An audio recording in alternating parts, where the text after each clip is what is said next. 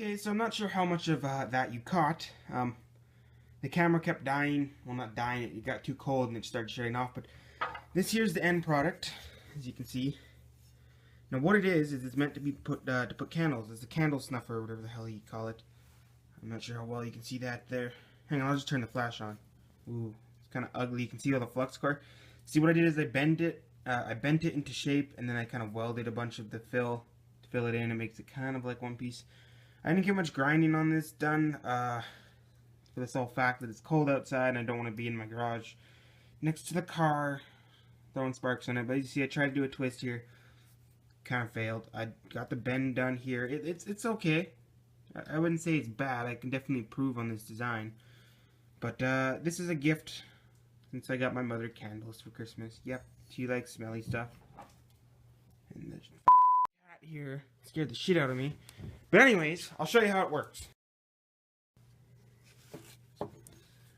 So as you can see, we have this candle lit here. Now all you do is put it over top of the wick and it puts it out. And it keeps the wick straight and hopefully, yeah. So that's how this thing works. And this is my gift.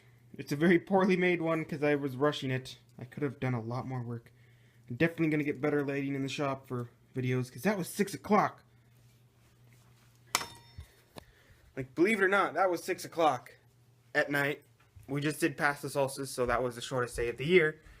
And it's cold outside too. Today it's about minus 20 degrees Celsius. I don't know what that'd be in Fahrenheit, but I'll put it on the screen right now. So hopefully you guys enjoyed this this gift.